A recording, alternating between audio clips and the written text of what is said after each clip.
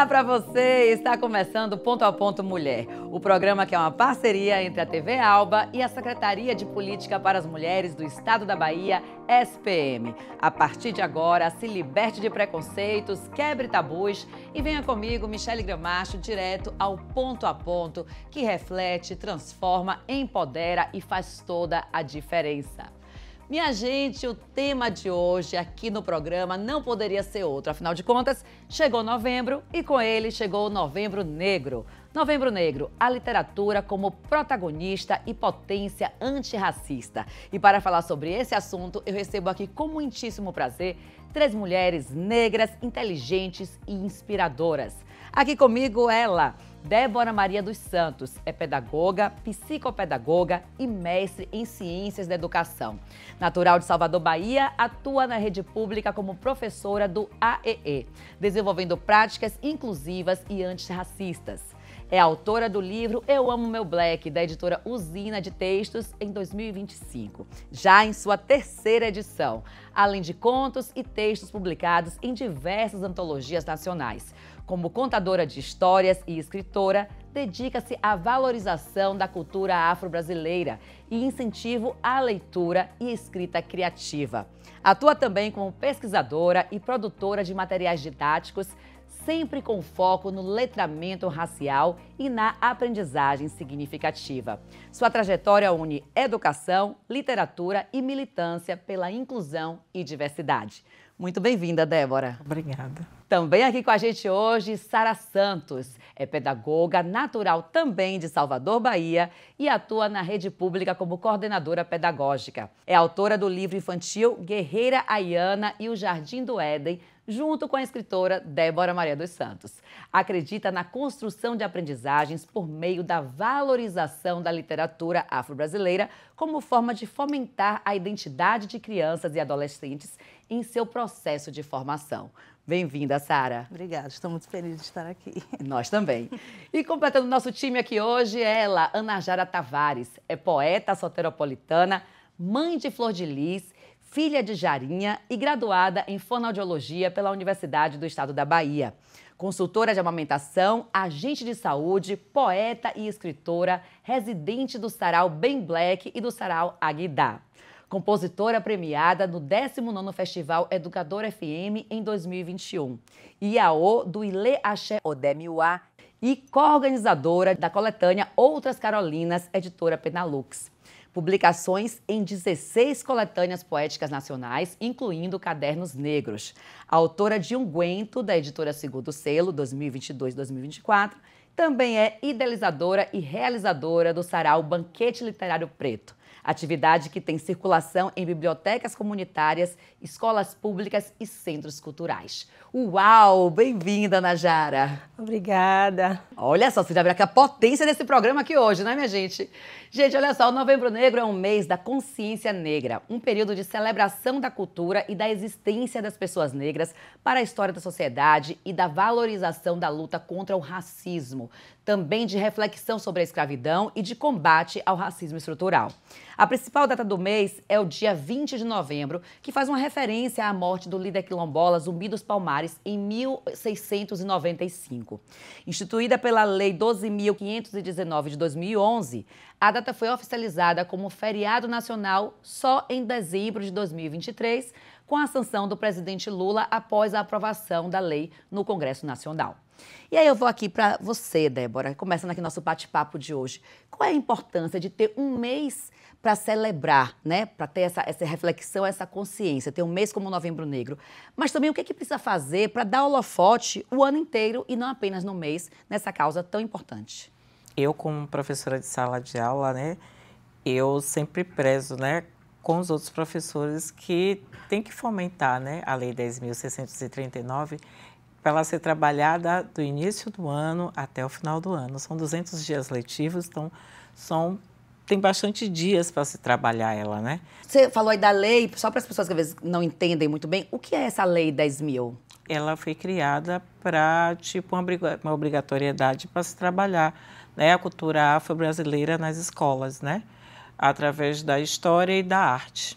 Essa lei é para escolas de ensino fundamental, ensino médio? todas as escolas. Todas as escolas. Privadas. Não, e desde pequenos. E desde pequenos. Maravilha, gente, porque a formação chega desde da infância. Da infância, né? Importantíssimo. Sara, o que você achou dessa transformação do 20 de novembro em feriado nacional? Né? Marca uma vitória, né, do movimento negro, mas como é que a gente pode fazer isso reverberar como uma vitória de toda a sociedade, para que seja um alerta para todo mundo, né, e não só para um segmento, e nessa luta aí antirracista? Como foi dito, né, é uma data importante, mas assim, não que possamos comemorar algo, né, mas ser lembrado de algo e continuar lutando em relação a isso. E como Débora bem diz, né, a gente que está em sala de aula, no chão de sala de aula, eu sou de escola pública, né, escola de zona rural, então a gente vem trabalhando essa questão da identidade desde a educação infantil e perpassa pelo ano todo, porque a criança tem que se reconhecer enquanto negro. Né? A gente tem que criar essa consciência na criança, essa autodeclaração, né, na criança, e não deixar para ser trabalhado porque é uma forma obrigatória da Lei 10.000, porque tem um feriado.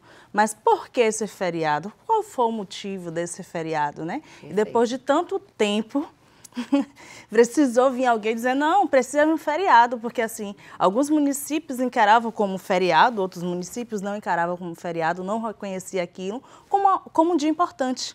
Então precisou vir uma lei obrigando que neste dia precisa ser lembrado. Né? E é bom essa abrangência, porque aí você bota o holofote para um país inteiro. Não é uma causa de um local, né? Você falou que é zona rural. Da onde é a zona rural? Eu sou do município. Eu sou daqui de Salvador, mas trabalho no município de Dias d'Ávila, na zona rural. Na zona rural. E aí tem uma peculiaridade já diferente, né? Se ainda existe uma dificuldade, né? Ou alguns desafios, vamos dizer assim, nas grandes capitais, eu acredito que na zona rural dos municípios é maior. Duplique, talvez, né, esse tipo de desafio. Vocês percebem isso? E eu percebo muito. No outro dia eu estava até conversando com o pessoal que é da secretaria e dou uma passeada nas escolas, né? É difícil, né, ver esse trabalho, né? Eu até usei outro termo lá, mas você não percebe nas escolas trabalhar a educação antirracista, né? Só utilizam o novembro, né, para poder fazer esse trabalho. E a lei, ela foi criada há mais de 20 anos, né?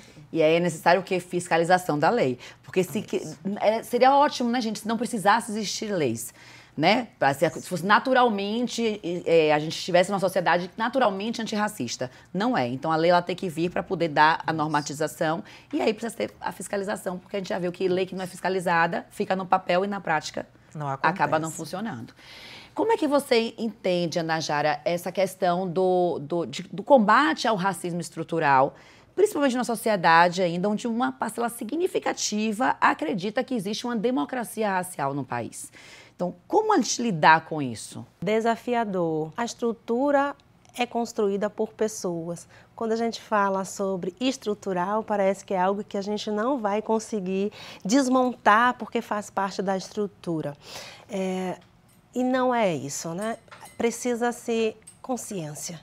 Trabalhar consciência o ano inteiro, trabalhar valorização, mostrar para toda a sociedade quais foram as contribuições dos corpos negros nessa sociedade, né? Então, mexer na estrutura, vai mexer na estrutura como?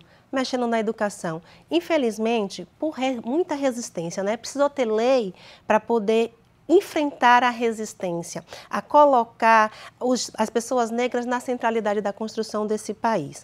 A professora Ana Célia da Silva, há mais de 20 anos, inicia essa discussão falando da representação do negro no livro didático.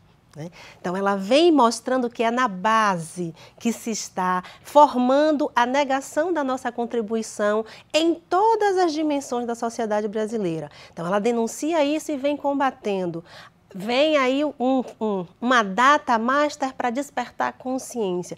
Mas o que é esse enfrentamento? O que é a construção dessa consciência? É desfazer o trabalho sujo, né, que foi feito, que é a negação da existência de contribuições das pessoas negras para o Brasil e o mundo, né?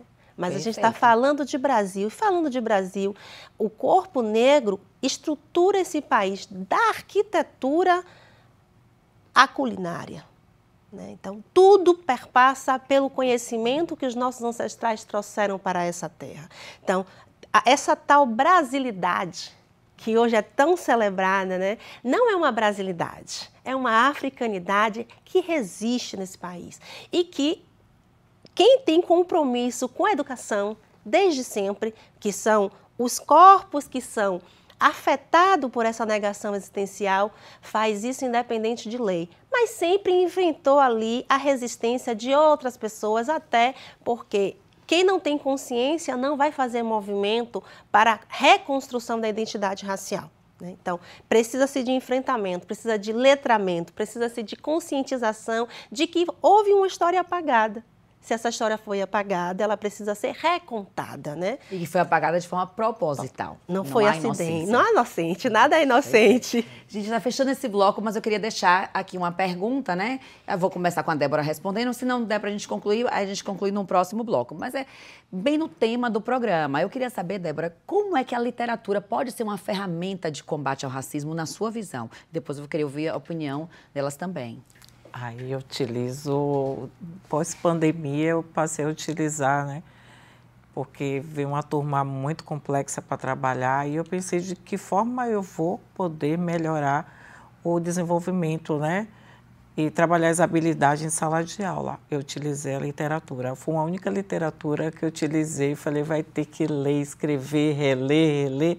E assim, foi um projeto que deu certo, Pelo menos eu consegui dar uma melhorada em bastante alunos, pós-pandemia. E a literatura, ela vem com uma identidade, Eu gosto de utilizar, a literatura preta para poder eles saberem que eles também têm algo ali para que eles possam se ver. E você percebeu que deu um resultado positivo, que foi super bacana? Sim, foi super bacana.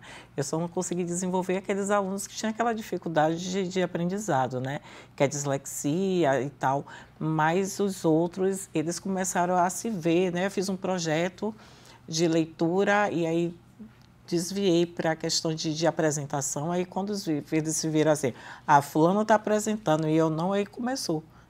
A todos se apresentarem. É o que eu sempre digo. Assim como o mal contamina, o bem, gente, também contamina muito mais, com muito mais poder. Então, a gente dá essa oportunidade. Um vai fazendo, também quero fazer, tal, que bacana. E talvez até aquele mesmo que tem dislexia ou qualquer outro tipo de especificação, vai no tempo dele, mas vai. Isso, mas foram. Se não desistir, vai. Foram. Perfeito. Ai, que maravilha. Você, Sara, como é que você enxerga, assim, essa ferramenta, literatura, nesse combate ao racismo? Dentro do meu trabalho, por ser uma escola da zona rural, a gente trabalha a questão da educação do campo, baseado na educação do campo.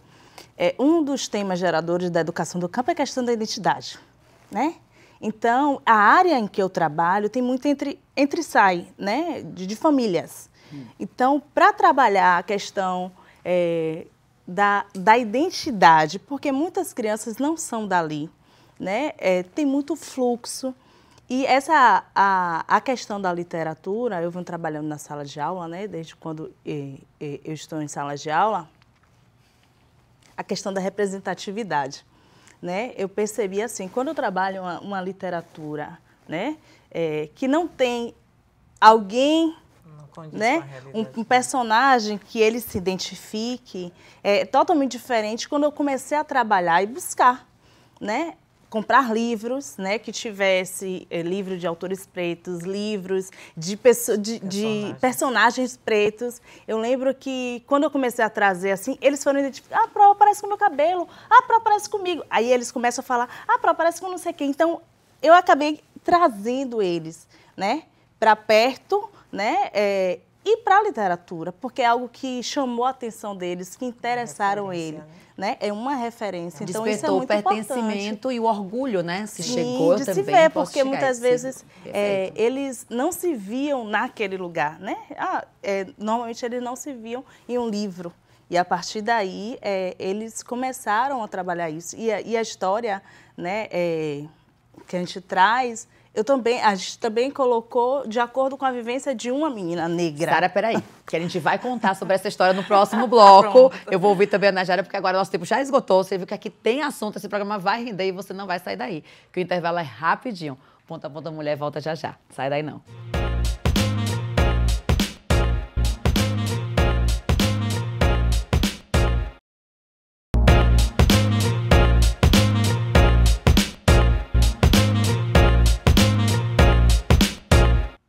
Estamos de volta com o Ponto a Ponto Mulher. Gente, a gente foi pro intervalo e ficou uma pergunta no ar aqui, faltando a Najara responder, e depois a gente vai entrar no assunto aí desse livro infantil que a gente quer saber como é que foi esse processo. Sara já deu um spoiler, né? Mas daqui a pouco a gente vai saber um pouco mais. Mas eu queria saber da Najara a opinião dela com relação ao nosso tema aqui central, que é a literatura. Como é que ela pode ser usada como uma ferramenta de combate ao racismo? Você que é poeta, você que é escritora, assim como as meninas também. Então, qual é essa forma prática de usar a literatura? Literatura é formação de imaginário, né, querida? Então, é uma disputa de narrativa. Se hoje existe uma narrativa que nega a nossa existência, ela não surgiu do nada. Ela foi naturalizada com narrativas, na TV, no livro didático, na literatura que a gente acessa, que foi uma literatura que a gente escrevia, mas que negavam a nossa existência nela. Então, é criação de imaginário. Então, é fundamental literatura para a reconstrução da identidade negra, em todas as dimensões, em todas as possibilidades de se trabalhar novos imaginários, a literatura está presente, né? A literatura forma, a literatura espelha, a literatura constrói identidade. Então, é indispensável a literatura negra para se falar de consciência, de construção de identidade racial. E não se limita às pessoas negras a se trabalhar isso no âmbito da escola pública. Toda criança vai ao banheiro, toda criança vai ter medo de escuro. Toda pessoa tem algum medo, alguma coisa grandiosa para compartilhar com o mundo. Não só os corpos não negros, né? Então, é preciso que a literatura, não só a literatura negra, a literatura indígena, a literatura esteja presente no dia a dia das pessoas, porque ela é formação de imaginário. Então, como é que a gente vai reconstruir essa potência que somos nós, enquanto corpos pretos na sociedade? Literatura. Perfeito. É aquilo que a gente fala, que a gente escutou muito, né? Todas as vidas importam, então todos os corpos também importam muito. Agora sim, Sara, vamos saber como é que foi esse processo aí criativo da construção. Você, juntamente com a Débora, nesse livro, Ayana, no Jardim do Éden, não é isso? Guerreira Ayana. Ayana, conta um pouquinho pra gente como é que foi. Débora é uma incentivadora, né? O livro está sendo ainda confeccionado, não é isso? Mas já temos aí a capa que ficou belíssima, por sinal. Débora é incentivadora, eu estou começando agora. E aí Débora falou, Sara, bora criar uma história, né? E tem uma criança da escola que eu disse, eu quero falar um pouco sobre ela. E a gente foi criando a partir, né, da história de uma criança lá da escola, das vivências, né, da questão da família, né, da questão do imaginário da criança, né, e aí no livro fala um pouquinho disso. A Ayana nasceu de Sara, né, uma vivência dela, de sala de aula, e aí eu sempre convidava, né. Ela falou assim, Débora, tem uma história de uma menina que eu quero contar. Aí mandou o texto, eu falei, tem que dar uma enriquecida, né. A menina tem um quintal, falei, vamos ver os detalhes do quintal, né? As árvores frutíferas. E a partir daí surgiu a ideia de, poxa, como é que eu vou trazer a África para dentro do livro, para mostrar a beleza da África, né? E aí, em algum vídeo das redes sociais, uma pessoa conhecida foi visitar a África, aí foi no Jardim do Éden. Eu falei, poxa, vai caber direitinho o Jardim do Éden. Umas coisas casam, né? Eu falei, pronto. Aí coloquei, ó, para a Sara, deu uma aula sobre o Jardim do Éden e tal. E a partir daí, a Ayana começou a imaginar o Jardim do Éden, né? Com toda a beleza que tem lá, com os animais da savana. E aí também foi inserido algumas brincadeiras, né? De nossas vivências lá atrás, né?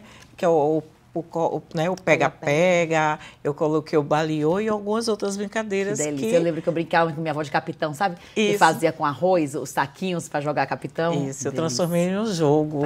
Foi minha dissertação de mestrado, o jogo de capitão. Então, o livro ele surgiu assim, tá lindo. Estou na expectativa de... Nós também já. De qual é a previsão dele tá pronto? Aqui, na verdade, foi um projeto, né? Veio o texto e aí surgiu uma coletânea, participamos da coletânea, até hoje não saiu, e apareceu lá um projeto professor autor. Falei, bora, Sara, participar. E claro. A previsão é ter uma venda de 20 livros, a partir daí, depois dos 20, que eles vão enviar para impressão, para poder a gente estar adquirindo e, fé em Deus, está vendendo. Maravilha. Então, Débora, eu vi que você, na sua bio aí, você é pesquisadora, você trabalha, desenvolve esse material didático focado aí nessa questão do letramento racial. Como é que você desenvolve e como é que isso, na prática, funciona nesse combate ao racismo? Esse livro aqui é uma história que eu já queria colocar para o mundo. Levou 5 anos, porque o processo é mais lento, né? E eu utilizo muito ele para a questão da identidade, do letramento racial, a da lei, ele tem a proposta da lei 10.639. Eu amo meu black, eu costumo dizer, eu amo meu black porque eu me amo. Né? Aqui foi uma história que aconteceu com minha filha e eu tinha essa vontade de escrever para mostrar para a sociedade o quanto o racismo ele perpassa pela família também. Além dele, também, a minha dissertação de mestrado foi afroetnomatemática, né? Tem a ver com a matemática. E eu escolhi o jogo Kudoda, né? Que são as pedrinhas de capitão, né? Que jogou. Olha e só. Aí, recente, eu ganhei Eu participei de um edital do Itaú Social. E aí, eu estou em reconhecimento, né? Eu utilizei também as pedrinhas adaptadas para jogar matemática com os meninos da educação infantil, né, que eu faço atendimento. E as formas geométricas eu também transformei em carimbinhos, né, para transformar em tecidos africanos. E utilizo também os animais da savana. Então, todo esse processo de construção é para poder trabalhar a educação antirracista. Maravilha, parabéns. Obrigada. Ana Jara, você é idealizadora do Sarau Banquete Literário Preto, não é isso? E eu queria saber um pouco mais desse projeto. Tem outros saraus também que você faz parte. Vamos refrescar aí a mente das pessoas. O que é um sarau? Como é que funciona? E qual é a potência toda que tem neste momento ali?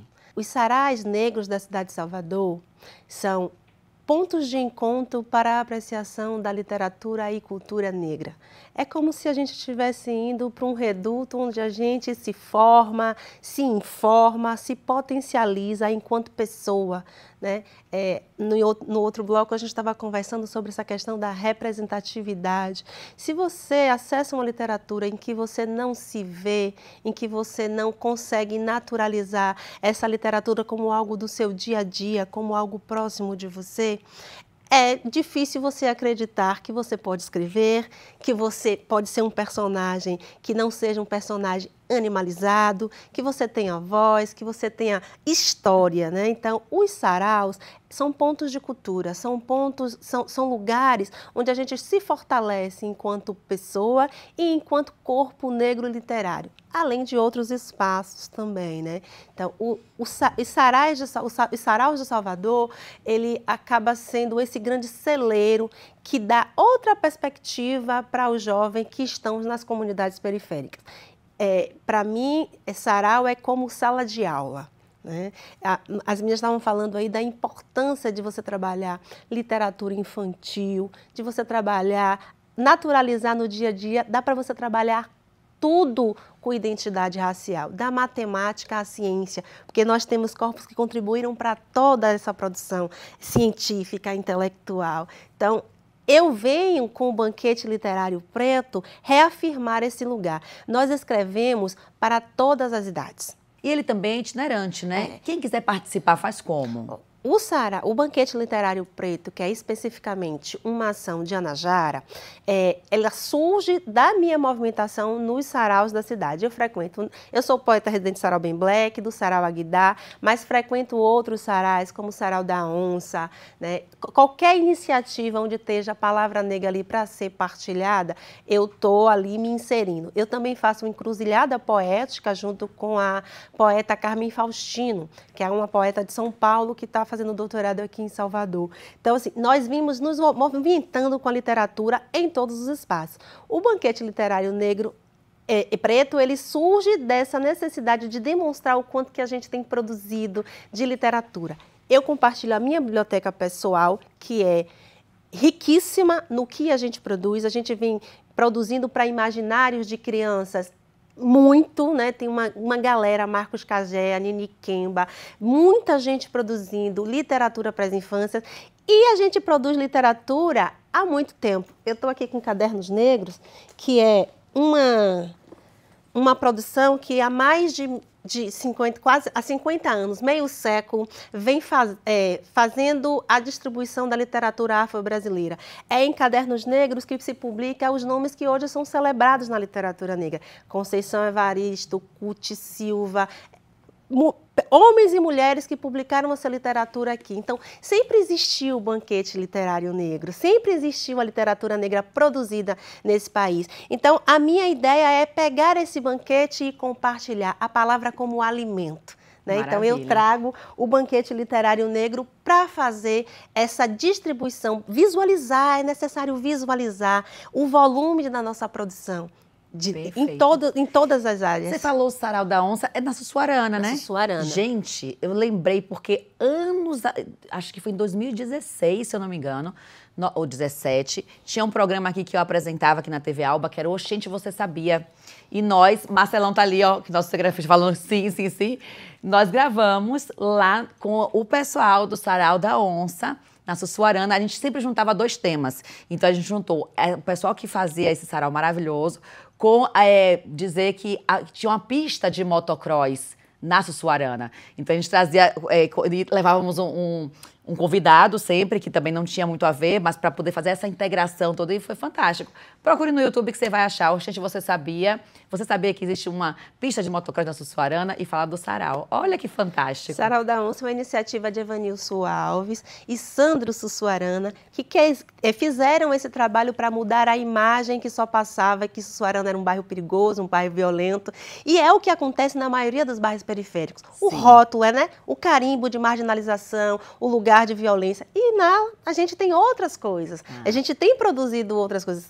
E nessa coletânea aqui, que é produzida pelo Sarau da Onça, é um dos primeiros livros onde eu publico o meu texto, porque é uma iniciativa de demonstrar que jovens negros estão produzindo literatura no seu território, né, com as suas potências, com os seus corpos circunscritos nessa literatura. Então, um dos primeiros lugares onde eu consigo publicar é na coletânea, que é um incentivo, uma iniciativa do Sarau da Onça para mostrar no corpo físico do livro que nós produzimos literatura. E como é importante isso, né? Importante mostrar demais. A potência que os bairros periféricos, que a favela tem, que tem muita gente boa, muita intelectualidade, muita gente fazendo cultura, fazendo movimentar e mostrando esse valor da cultura negra e do povo negro e do povo como um todo, né? E se essas iniciativas não acontecem, você não tem o despertar para isso. Porque a literatura ela tá colocada como num pedestal, como um lugar distante. Margem, né? Não é uma coisa que todo mundo tem que acessar. E não é, se é formação de imaginário. Um dos maiores higienistas desse país usou literatura para formar nas nossas crianças a naturalização da marginalização dos nossos corpos, da negação de uma potência. Então, para se chegar, para se despertar para a literatura, você tem que viver a literatura. Então, foi nos saraus, convivendo com literatura, convivendo com escritores, conhecendo o que a gente tem de literatura, que eu chego à minha escrita. Para eu chegar hoje e publicar este livro que chama Unguento, que é um livro pessoal... mas peraí, meu amor, ela quer entregar o ouro todo assim. Não. A gente vai querer saber a história de Unguento, vai ficar pro próximo bloco. Você não saia daí, o programa tá incrível, tá passando voando. Mas ó, o intervalo é rapidinho, a gente já volta, vai saber sobre Unguento e muito mais. Sai daí não, Ponto a Ponto Mulher volta já.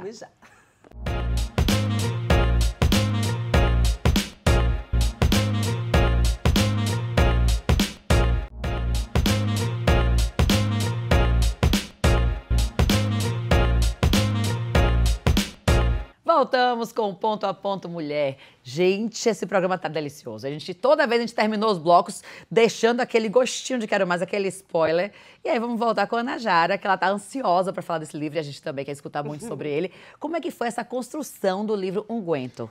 Unguento, né, ele vem depois da publicação em mais de 18 coletâneas, né? Que estão 16. Aí algumas, Algumas estão aqui, algumas das minhas publicações coletivas, porque eu entendendo que a gente se cresce, a gente se fortalece enquanto coletivo, né? Não há vitória sozinho. Então, a literatura é esse movimento coletivo, esse movimento de construção. Então, aqui tem um pouquinho desse meu movimento dentro da literatura, entre textos individuais publicados, orelhas assinadas, narrativa, a costura, né? A costura da minha narrativa com a narrativa de outras mulheres. Aqui assino o prefácio desse livro da escritora Lorena Ribeiro.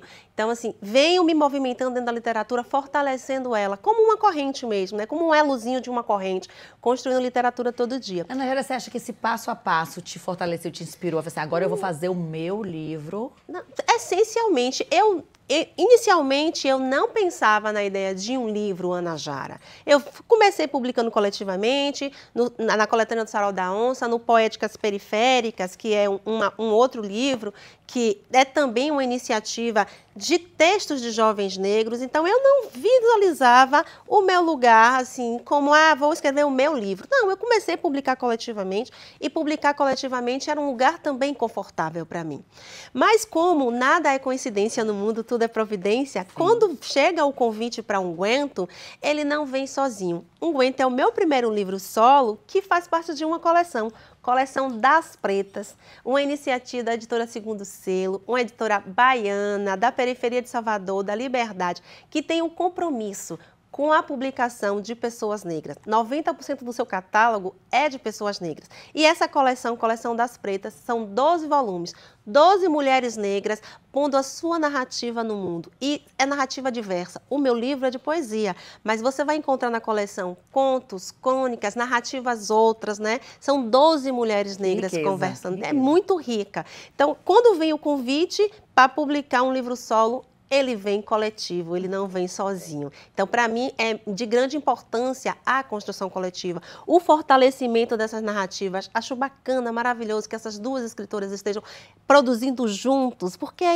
isso, para a gente enfrentar 400 séculos, né, de negação de que a gente produz uma literatura, a gente precisa dar as mãos e construir literatura junto. Na força do coletivo, da coletividade. E perfeito. Aí, Unguento vem nessa coleção e eu passo a circular como uma literatura individual, mas no próprio livro eu faço o exercício. Eu não vou sozinha. Quando você leva um Unguento para casa, você não leva Ana Jara Tavares. Você leva toda a literatura que alimentou a Ana Jara Tavares enquanto corpo que escreve, enquanto corpo que está se constituindo enquanto corpo negro. Então, você vai aqui encontrar separatriz, citação de vários autores negros da Bahia e do Brasil. Porque a literatura que me alimentou é a literatura que vai continuar me alimentando. Onde é que as pessoas podem encontrar o Unguento? O Unguento você encontra no site da editora Segundo Selo, né? Que inclusive uma editora que acabou de ganhar um prêmio Jabuti acadêmico, né? Maravilha. Com autor negro. Então, no site da editora Segundo Selo, você encontra Unguento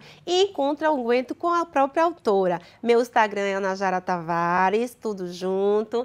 Se você chegar lá, mandar um direct, você pode pedir o seu livro, comprar o seu livro comigo e eu mando entregar o livro para você. Então, assim, eu vivo com o livro embaixo do braço. Maravilha! Gente, olha só, nossa equipe de jornalismo foi às ruas saber como anda o hábito de leitura do povo baiano. Vamos conferir. Você tem o hábito de ler, quais tipos de livros e também eu queria saber se você incentiva a sua filha Lori a ler.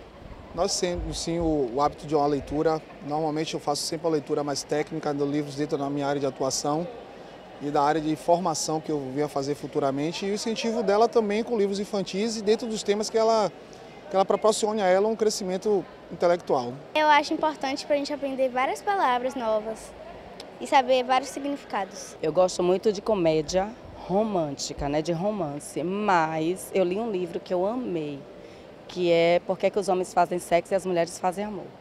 Esse livro me deu um up na minha vida de aprendizado sobre até entender um pouco mais dos homens, né? E aí a gente começa a assimilar algumas coisas que faz sentido. Eu gosto muito de romance com fantasia. Assim, na verdade eu leio de tudo, né? Mas esses são específicos. Tem algum livro que lhe chame mais atenção? Eu gosto muito de A Guerra que Salvou Minha Vida. Olha, aparentemente a galera tá lendo, tá. Eu acho que eles estão falando a verdade. Acho que o hábito da leitura talvez tenha modificado, principalmente para essa geração Z, né, Sara? Que talvez está lendo mais em iPad e tal do que o próprio livro. Eu, particularmente, gosto do livro, eu gosto de passar as páginas. Inclusive, eu tenho um livro que ele foi impresso, e não está no formato livro, que eu não li ele até hoje só porque ele está impresso. Eu tenho um abuso, eu gosto de passar livro mesmo. Aí eu queria saber o que é que você achou, né, do hábito da população baiana, desse passarinho que a gente viu, e o que é que fazer para poder estimular a leitura desde a infância? Você viu que o pai ali, ele fala que estimula ela e tal. Como é que você, como pedagoga, vê essa parte? Esse processo é muito importante. Eu estava lendo esses dias e dessa questão da leitura, né? Porque às vezes nesse processo de estudos, né, de escolarização, acaba sendo uma leitura muito, como é que eu posso falar? Obrigatória, né? Eu vou ter que ler porque eu tenho que estudar, vou ter que ler. Mas a gente precisa, enquanto professor e enquanto família também, trabalhar essa questão de uma forma mais tranquila, né? A gente fala que dentro da sala de aula a gente trabalha a leitura de leite, né? Que é um momento que a gente escolhe um livro e lê para as crianças. Eu, dentro da minha sala de aula, sempre gostei de fazer esse momento. Normalmente eu trabalho sempre com o primeiro ano, terceiro ano, mesmo com o terceiro ano, né? Com os seus meninos maiores, mas eles sempre ficaram esperando esse momento. Ensino médio. Não, é do fundamental, que eu sou pedagoga, né? Tá. Mesmo no terceiro ano, eu sempre gostei de fazer esses momentos e percebia que eles gostavam também, entendeu? De esperar esse momento de trazer uma leitura, e dentro daquela leitura, às vezes eu já trazia o tema da aula, às vezes não, era só um momento de leitura mesmo, né? Então, é a questão do estímulo. E cria o hábito, né? O estímulo cria o hábito. Débora, você também é contadora de histórias, né? O que é essa contação de histórias? E ela traz uma sintonia, uma conexão com a ancestralidade, uma vez que muitos dos saberes eram passados pela oratória. Tem uma literatura que eu gosto muito, né? Como eu sou pedagoga, eu trabalho com literatura infantil. Eu comecei mais com Maju Não Vai à Festa. Por que é que Maju não vai à festa, né? Que é a história da princesa, que é convidada para poder ir para uma festa, mas a regra teria que desmanchar os cachos, né? Eu gosto muito disso, eu gosto de trabalhar com eles, né? E a partir daí que eu pego o leque, né, para poder trabalhar a questão do racismo, né? De toda a estrutura, de todas as coisas que vem acontecendo na vida da gente, né? Maravilha. Que o racismo eu lembro que teve uma certa vez, não sei se foi um ano retrasado, não tem mais tempo, que teve uma releitura da Ariel. E aí trouxeram a princesa Ariel da pele negra. Isso. Né? E como isso foi importante para muitas meninas se identificarem. Falar assim, nossa, se ela é igual a mim, tem a cor da minha pele, é uma princesa, eu também posso ser uma princesa. Então aí eu faço um paralelo, Ana Jara, com a questão da invisibilidade proposital que foram feitas para as heroínas negras, até que batalharam na independência do Brasil, na Bahia.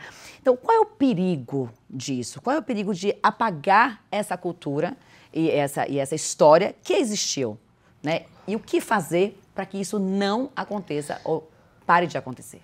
O perigo é acreditar na falácia da democracia racial.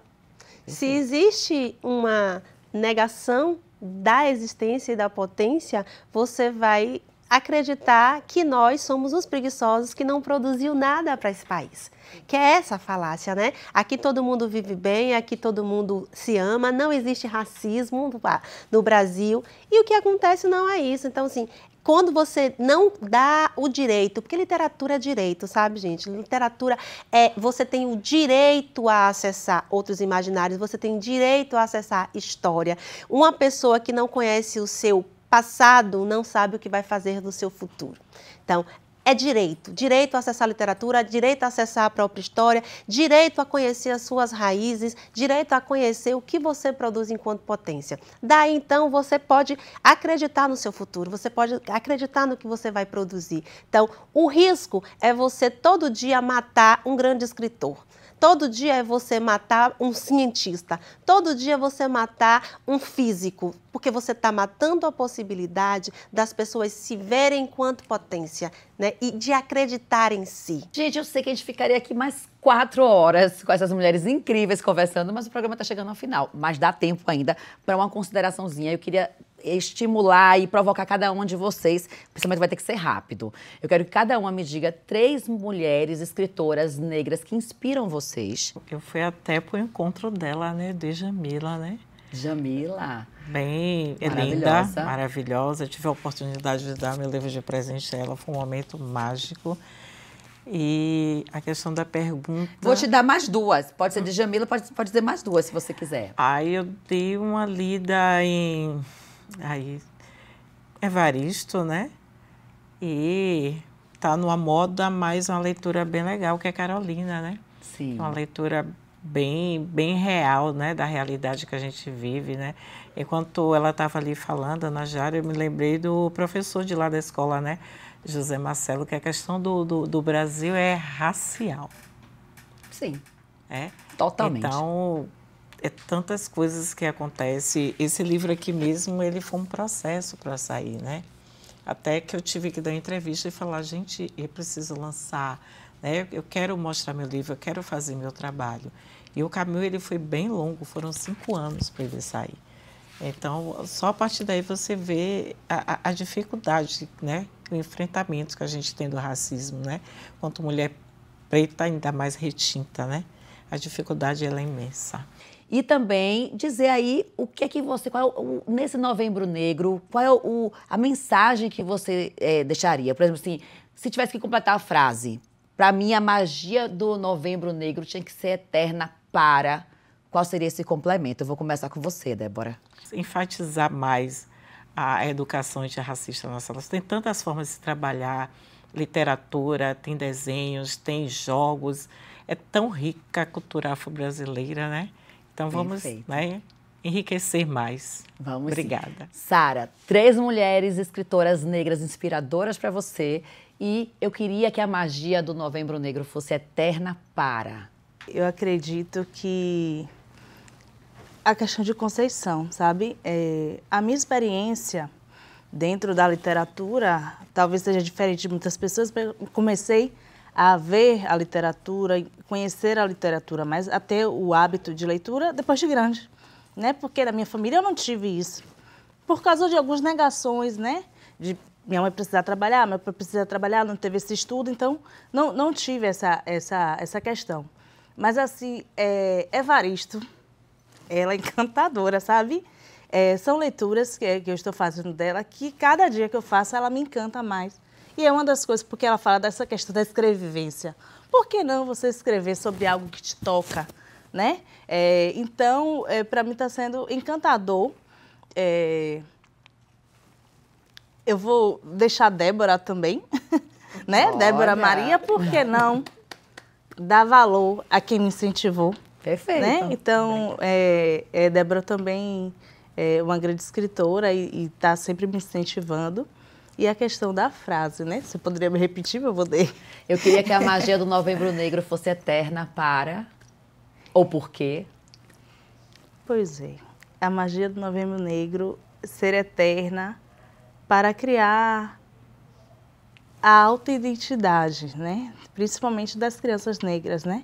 Para que eles percebam que eles são crianças, mesmo...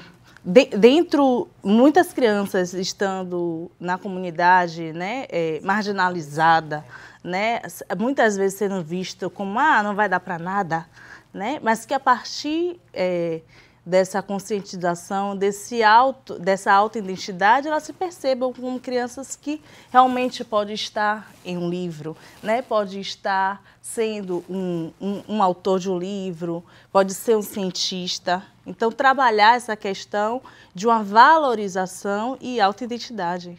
Maravilha. Ana Jara, 3 mulheres escritoras negras que te inspiram. E também conclua a frase. Eu queria que a magia do Novembro Negro fosse eterna para... É covardia pedir 3 autores, né? Para mim, que sou mergulhada na literatura negra, me produzida nesse país e fora dele, mas assim, eu vou fazer o dever de casa, valorizando a prata da casa. É impossível falar sobre literatura negra sem falar de Carolina Maria de Jesus, Conceição Evaristo, Miriam Alves, Alessandra Sampaio, Jovina Souza, né? Lívia Natália. Você tem só em Salvador um grande banquete de pessoas negras que escrevem. Você tem Cult Silva, você tem outros nomes que estão aí produzindo literatura todos os dias. Eu compartilhei aqui agora há pouco alguns livros de mulheres que costuram a sua literatura com a minha.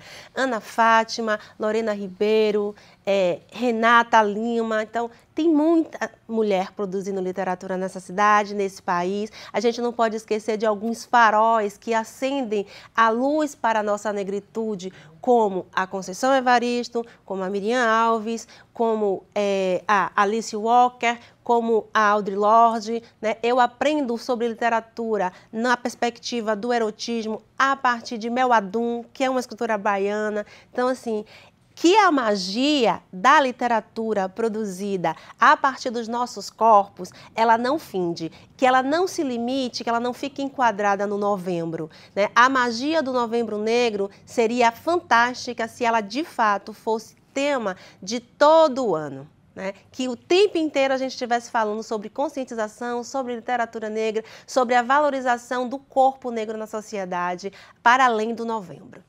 Uau! Muito obrigada pela presença de vocês. Espero tê-las novamente no próximo Ponto a Ponto Mulher. É algo revolucionário. Não cabe nas caixinhas de denominações que colocam. É mais amplo. Existem vários fazeres dentro da literatura negra. Miriam Alves. Até o próximo Ponto a Ponto Mulher. Tchau, tchau.